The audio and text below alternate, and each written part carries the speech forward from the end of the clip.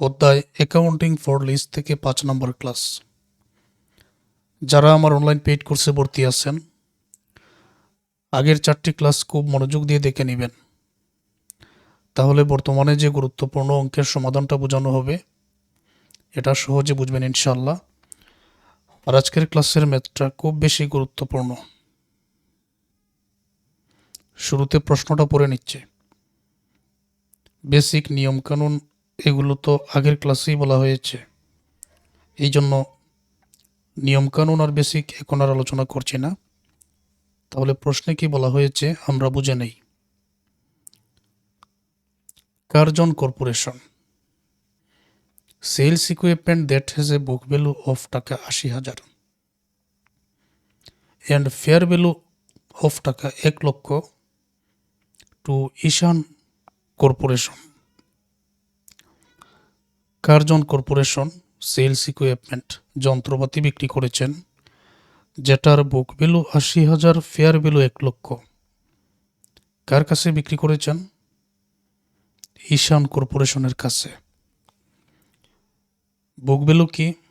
একেবারে প্রথম ক্লাসে বলেছিলাম, পরবর্তী ক্লাসেও বলেছি। বুক ভ্যালু কি? প্রতিষ্ঠানের দেওয়া মূল্য, এটা হলো বুক ভ্যালু। ফেয়ার ভ্যালু কি? বর্তমানে বাজারে যত টাকায় বিক্রি করা যাবে, বাজার মূল্য, এটা হলো ফেয়ার ভ্যালু। এই হলো দুইটার মধ্যে পার্থক্য। পরবর্তী কথা, এন্ড দেন এবং তারপর immediately lease it back under the following condition. অর্থ কি দাঁড়ালো? এবং তারপর immediately lease it back under the following condition. প্রথমে দেখলাম যে বিক্রি করেছেন, এখন তাৎক্ষণিকভাবে পুনরায় এটা লিজ নিয়ে নিছেন নিচের শর্ত মোতাবেক। নিচে এখানে শর্ত দেওয়া আছে, তাহলে আমরা বুঝতে পারলাম কার্জন কর্পোরেশন প্রথমে একটা যন্ত্রপাতি বিক্রি করেছেন যেটার বুক ভ্যালু ফেয়ার ভ্যালু দেওয়া আছে।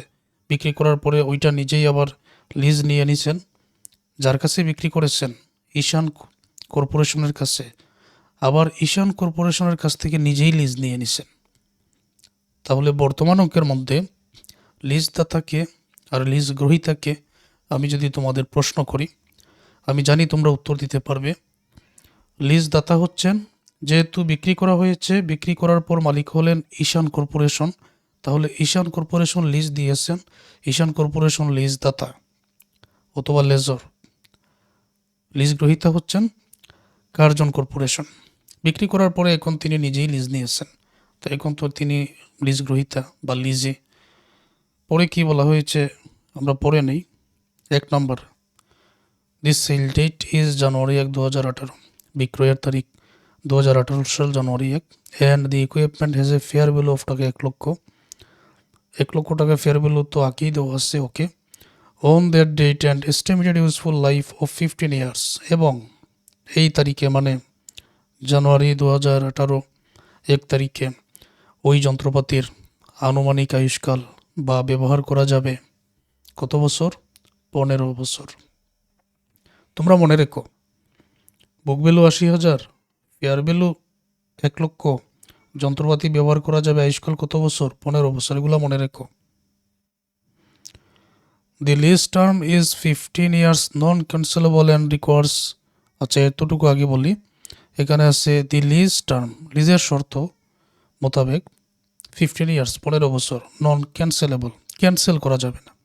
And requires equal rental payment of টাকা 13,109, সমান কিস্তিতে 13,109 টাকা at the beginning of each year, প্রতি বছরের শুরুতে দিতে হবে, মানে জানুয়ারি 1 তারিখে।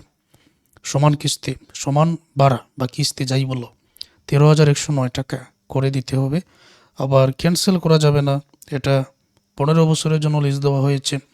এই মুহূর্তে যদি প্রশ্ন করি এটা ক্যাপিটাল লিজ নাকি অপারেটিং লিজ বলো তো? 15 বছর আয়ুষ্কাল, 15 বছরের জন্য লিজ দেওয়া হয়েছে, তাহলে আয়ুষ্কালের 100% সময়ের জন্যই তো লিজ দেওয়া হয়েছে, সুতরাং এটা হচ্ছে capital lease. Curzon corporation has the option annually to review the lease at the same rental payment on expiration of the original lease. ওকে, এটা অরিজিনাল লিজ। কি বলা হয়েছে যে Curzon corporation has the option annually to review the lease at the same rental payment on expiration of the original lease. Curzon কর্পোরেশনের এই সুযোগ আছে, option আছে যে বছর শেষে সমান ভাড়ায় পুনরায় সেটা নবায়ন করতে পারবেন, রিভিউ করতে পারবেন। কার্জন কর্পোরেশনের চুক্তির মধ্যে এই সুযোগ রয়েছে। Curzon corporation has the obligation to pay all executory cost of taka 3,000 per month. Curzon কর্পোরেশনকে এক্সিকিউটরি কস্ট বলতে এটা যেমন উপযোগ খরচ বা অন্যান্য যে উপযোগ খরচ বা সম্পাদন খরচ, এগুলাকে বলা হয় এক্সিকিউটরি কস্ট। এই Curzon corporation has the obligation to pay all executory cost. প্রতি মাসে 3,000 টাকা করে কার্জন কর্পোরেশন এক্সিকিউটরি কস্ট এটা পরিশোধ করবে। তারপর the annual rental payment provide the lessor with a 12% return on investment. বাৎসরিক ভাড়ার মধ্যে লিজদাতাকে 12% বিনিয়োগের হার দেওয়া হবে। তো বিনিয়োগ করেছেন বলতে লিজদাতা যেহেতু লিজ দিয়েছেন মানে বিনিয়োগ করেছেন, তো বিনিয়োগের 12% লিজদাতাকে বাৎসরিক ভাড়ার মধ্যেই কিন্তু এটা অন্তর্ভুক্ত থাকবে, এটা দেওয়া হবে। The incremental borrowing rate of Curzon corporation is 12%. ঋণের হার কার্জন কর্পোরেশনের জন্য 12%। তারপর Curzon depreciate similar equipment on straight line basis. Curzon কর্পোরেশনের যে অবচয় অন্যান্য যে যন্ত্রপাতি আছে, সিমিলার যে যন্ত্রপাতি আছে, এগুলো সরলরৈখিক পদ্ধতিতেই অবচয়টা ধার্য করেন। রিকোয়ার্ড হচ্ছে prepare necessary journal entries both in the books of lease and lessor during the year 2018. প্রয়োজনীয় জাবেদা দাখিলা দাও 2018 সালের লিজ অ্যান্ড লেজর মানে লিজ গ্রহীতার জন্য, লিজ দাতার জন্য প্রয়োজনীয় জাবেদা দাখিলা দিতে হবে যেগুলোর প্রয়োজন আছে। এখন সম্পূর্ণ ম্যাথটা তো আমি তোমাদের পরে বোঝালাম, আবারও বোঝাবো, অসুবিধা নাই। প্রয়োজনীয় জাবেদা দাখিলা কী কী দিতে হয় এগুলো তোমরা ভালো করে জানো। এখন বর্তমান অঙ্কের মধ্যে 1 লক্ষ টাকা হচ্ছে এটা ফেয়ার ভ্যালু এবং বুক ভ্যালু দেওয়া আছে 80,000, ফেয়ার ভ্যালু দেওয়া আছে, বুক ভ্যালু দেওয়া আছে। এখন আমরা চাইলে সম্পদের প্রেজেন্ট ভ্যালুটা বাইর করতে পারি যাবতীয় তথ্যগুলা নিয়ে। এই যে এতগুলা তথ্য আছে ওই সম্পদের বর্তমান প্রেজেন্ট ভ্যালুটা বাইর করে লিজ লাইবিলিটির জন্য আমরা জাবেদা দাখিলাটা দিব। তো সরাসরি এক এক করে তোমাদের বুঝিয়ে দিচ্ছি প্রয়োজনীয় জাবেদা দাখিলাগুলো। অঙ্কটার মধ্যে বুক ভ্যালু আছে, ফেয়ার ভ্যালু আছে, দুইটা মূল্য যেহেতু দুই রকম দেওয়া আছে, আমরা শুরুতেই প্রেজেন্ট ভ্যালুটা বাইর করে নিব। প্রেজেন্ট ভ্যালুর জন্য আলাদা একটা জার্নাল, এটাই হবে লিজ লাইবিলিটি। লিজ লাইবিলিটির ক্ষেত্রে আমরা এই জার্নালটাই দিব, তার আগে প্রেজেন্ট ভ্যালুটা বাইর করব। তো আগের ক্লাসেই তো তোমাদেরকে বলেছি প্রেজেন্ট ভ্যালু কীভাবে বাইর করতে হয়। যদি অঙ্কের মধ্যে বাৎসরিক ভাড়ার পরিমাণ দেওয়া থাকে, ভাড়াকে PBIF এর মান দ্বারা গুণ করলেই আমরা প্রেজেন্ট ভ্যালু পেয়ে যাই। বর্তমান অঙ্কের মধ্যে খুঁজলে তোমরা পেয়ে যাবে এই যে 2 নম্বরে বলা হয়েছে equal rental payment of 13,109 at the beginning of each year. বছরের প্রথমে ভাড়া 13,109 টাকা। তো এইটার জন্য আমরা এখন PBIF যদি বাহির করি তখন সেই ক্ষেত্রে এই যে কার্জন কর্পোরেশনের বোরোয়িং রেট যেটা 12%, এটা হচ্ছে আর এর মান, ইন্টারেস্ট এটা কিন্তু কার্জন কর্পোরেশনের এটা আমরা নিব 12% আর এর মান। ওকে, তো এন এর মান কত? এন এর মান কি, কত বছরের জন্য লিজ নেওয়া হয়েছে? কার্জন কর্পোরেশন এটা লিজ নিয়েছেন 15 বছরের জন্য, এটা লিজ নিয়েছেন 15 বছরের জন্য, এটা হলো এন এর মান। আর এর মান 12% পেয়ে গেছি, আর এর মানটাই আমার প্রয়োজন, এন এর মানটাই প্রয়োজন। আমি দুইটা পেয়ে গেলাম। কেন প্রয়োজন? কারণ PBIF এর সূত্র এটা। বছরের শুরুতে যদি বলে তখন যেটা আছে ওইটা, বছরের শেষে যদি বলে PBIF এর সূত্র এটা, আর বছরের শুরুতে যদি বলে শেষে, এই যে 1+r এটা শুধু গুণ হয়ে যাবে। এগুলো আমি আগের ক্লাসে তোমাদের বলেছি। তাহলে বর্তমানে তোমরা জানো বাৎসরিক ভাড়া 13,109, বছর কত, এন এর মান 15, আর এর মান কত, রেট অফ ইন্টারেস্ট 12%।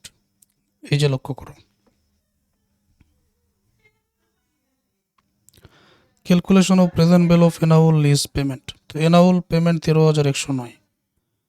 এখন পিবিআইএফ আমরা বাইর করবো 12% ইন্টারেস্ট আর 15 বছরের জন্য। তো এই অঙ্কটার মধ্যে সূত্রটা সঠিকভাবে দেওয়া ছিল না, আমি এটা অতিরিক্ত লিখে নিয়েছি, তোমরা ঠিক করে নিও। যেমন আর যেটা আর এর মান তো 12% ছিল না, 100 দ্বারা ভাগ করো, তখন 0.12 এটাই আর এর মান। এন এর মান তো 15 দেওয়াই আছে। তো যত জায়গায় যেটা মান প্রয়োজন বসিয়ে দাও, এটা তো আর তোমাদের এক এক করে বলতে হচ্ছে না। তার ডিআরে আসছো এখন। এখন আর এর মান 0.12 আর এন এর মান 15, এখানে আর এর মানটা 0.12। ওকে, ফাইনালি তোমরা এটা ক্যালকুলেটরের মাধ্যমে ক্যালকুলেশন করে নিও, দেখবেন যে উত্তরটা কত আসে। যেহেতু বইয়ের মধ্যে বল, এটা আমি আর এখন ক্যালকুলেটর নিচ্ছি না, যেটা উত্তর আসে ওইটাই তোমরা লিখো, হাতে কলমে নিজেরা প্র্যাকটিস করো। তারপর present value of minimum lease payment, ওই লিজ পেমেন্ট, লিজের যেটা লিজ দেওয়া হয়েছে ওইটা বর্তমান মূল্যটা, ওই যে বাৎসরিক ভাড়া যেটা এখানে যেটা আগেই লেখা হয়েছে অঙ্কের মধ্যে আছে, এটাকে এই পিবিআইএফ এর যে মান আছে এটা দ্বারা গুণ করতে হবে। গুণ করে যে উত্তরটা আসবে এটাই হচ্ছে প্রেজেন্ট ভ্যালু। যে কোনো অঙ্কের মধ্যে এভাবে এটা বাইর করতে হবে। আগের ক্লাসগুলোতেও তোমাদেরকে এটা বলা হয়েছে, সুতরাং এটা তোমাদের জন্য নতুন নয়। আর এই প্রেজেন্ট ভ্যালুর কাজটা কোথায় সেটা আমি তোমাদের এক এক করে দেখিয়ে দিচ্ছি। কিছু মনে রাখার মতো বিষয় আছে, যত হাতে কলমে প্র্যাকটিস করবেন তত বেশি মনে থাকবে। ওকে, এবার জাবেদা দাখিলার পালা। আমরা জাবেদা দাখিলা দিব লিজের জন্য, মানে লিজ গ্রহীতা আর লেজর লিজ দাতার জন্য। তো এক এক করে দেখি আমরা কি কি জাবেদা দাখিলা, প্রয়োজনীয় জাবেদা দাখিলা দিতে হবে। ভুলবশত কোনো একটা যদি নাও দেই অসুবিধা নাই, প্রয়োজনীয় যেটা প্রয়োজন সেটাই দিব। ওকে, কি আছে লিজ লাইবিলিটির জন্য? প্রথম যে তথ্যটা এখানে আছে,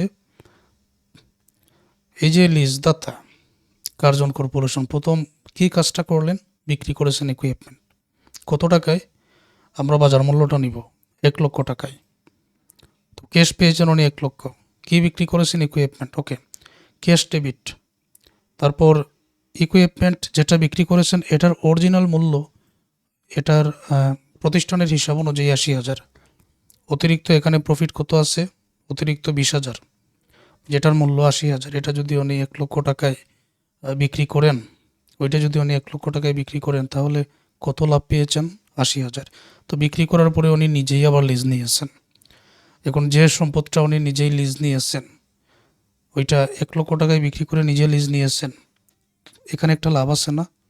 লাভের একটা অংশ তিনি তো এখন পাবেনই, আবার লিজদাতা যিনি ওনাকেও লাভের অংশ মোতাবেক টাকা দিতে হবে। এটা হলো মনে রাখার মতো বিষয়। যাই হোক, না দেখালে বুঝবে না।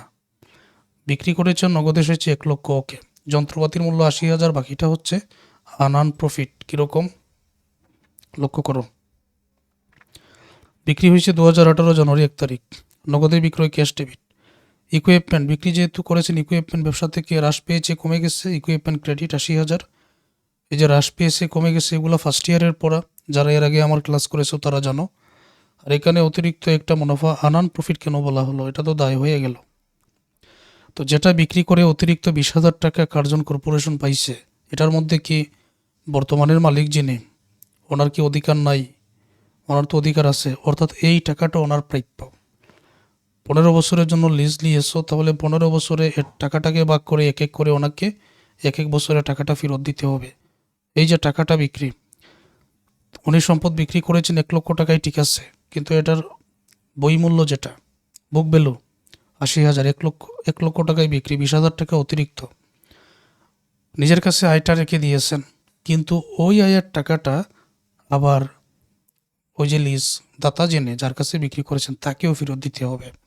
সুতরাং এটা আয় হতে পারে না, বর্তমানে এটা আনআন প্রফিটের জন্য অনুপার্জিত আয় বা দায়ের মধ্যে লিজ ব্যাক, মানে লিজের মধ্যে লিজের টাকাটা ফেরত দিতে হবে, ওইটা দায় রয়ে গেল। এটা এক এক বছরে এই টাকাটা সহ ফেরত দিতে হবে। তো অনেক গভীর একটা বিষয়। আশা করছি তোমরা ক্লাসটা শেষ হওয়ার পরে যখন আবার প্র্যাকটিস করবে, ক্লাস দেখবে, পারবে। আমি সংক্ষেপে আবারও বলছি, নগদে বিক্রি, নগদ পেয়েছ 1 লক্ষ, কিন্তু যন্ত্রপাতির মূল্য 80,000। এখন বিক্রি করে দিচ্ছ, অতিরিক্ত তুমি 20,000 পেয়েছ, টাকাটা তো তুমি পেয়ে গেছো, আবার ওই সম্পত্তি তুমি নিজেই লিজ নিয়ে নিছো। এখন ওইটার প্রেজেন্ট ভ্যালু যাই হোক, এই যে অতিরিক্ত যে 20,000 টাকা মুনাফা, এটা 15 বছরে ভাগ করে করে তোমাকে লিজ গ্রহীতাকে, লিজ দাতাকে পুনরায় দিতে হবে। এই গেল একটা। তারপর প্রেজেন্ট ভ্যালু আমি যেটা প্রথমেই বাইর করেছিলাম, এইটার জন্য যে জার্নালটা দিতে হয়, লিজ লাইবিলিটি যেটা সম্পদের বর্তমান মূল্যটা বাইর করেছিলাম, lease equipment under capital lease debit, lease liability credit, আর এখানে টাকাটা আসবে এটা ওই যে প্রেজেন্ট ভ্যালু যেটা বাইর করেছিলাম 89,284। ক্লাসটা একেবারে ফুল স্ক্রিন করে দেখো, দেখতে যাতে অসুবিধা না হয়। Lease equipment under capital lease debit, lease liability credit 89,284 টাকা। ওকে, এটা গেল। তারপর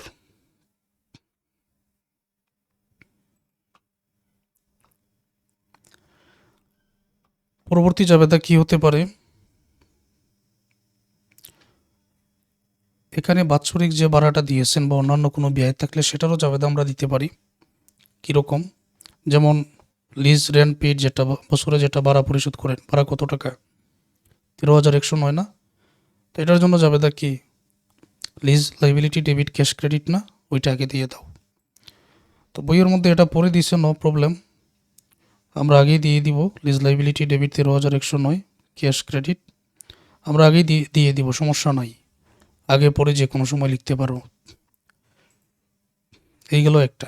এবার এখানে একটা ব্যয় আছে, ব্যয়টা কি, যেহেতু ভাড়া দিয়েছি ব্যয়ের টাকাটাও লিখে নাই, ওই যে কার্জন কর্পোরেশন এক্সিকিউটিভ কস্ট বাবদ প্রতি মাসে 3,000 করে দিবে, তো এটা তো ব্যয়, সেক্ষেত্রে নগদ চলে যাবে, কিন্তু নগদ দিয়েছে বলে তো উল্লেখ নাই এখানে, যে নগদ দিয়েছি সেই উল্লেখ তো নাই, কিন্তু দিতে হবে।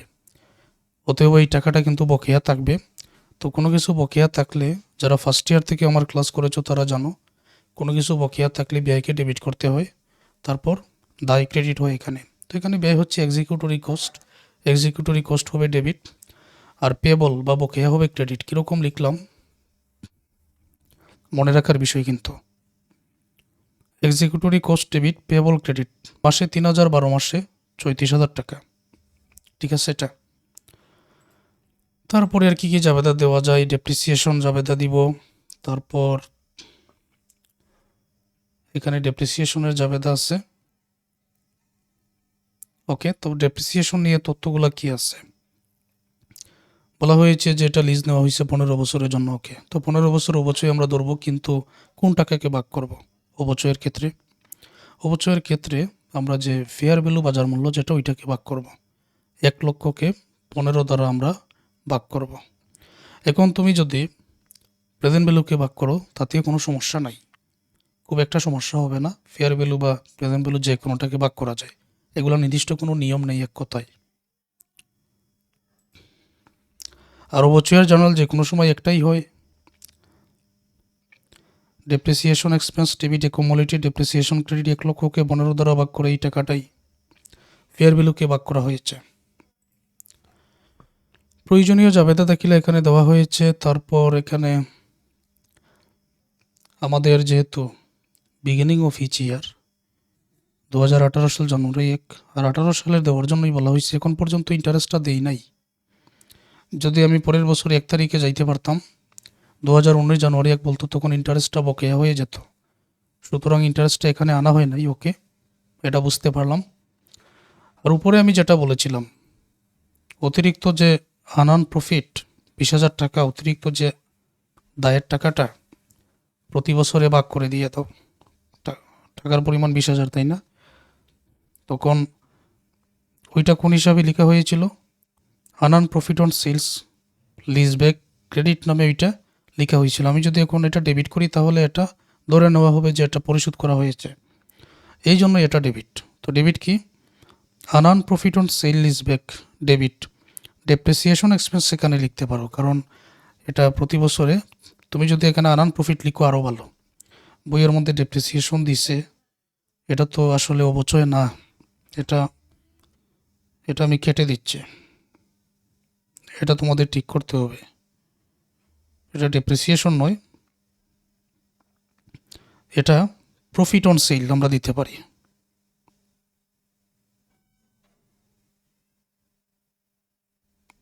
প্রফিট অন সেল, বিক্রয়ের উপর যে আয়টা এখানে ক্রেডিট হয়েছে আর দায়টা এখানে ডেবিট হয়েছে। ডেপ্রিসিয়েশন এটা দিবেন না, এটা কোনোভাবেই এখানে মিলবে না।